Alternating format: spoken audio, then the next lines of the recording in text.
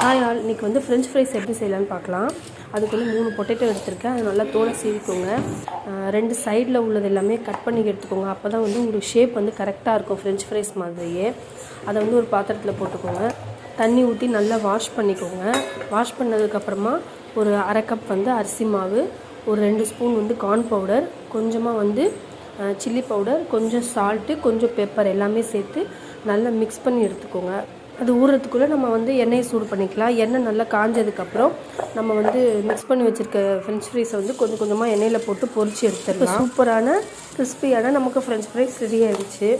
சாஸோடு தொட்டு சாப்பிடும்போது சூப்பராக இருந்தது. நீங்களும் ட்ரை பண்ணி பாருங்கள். பாய்.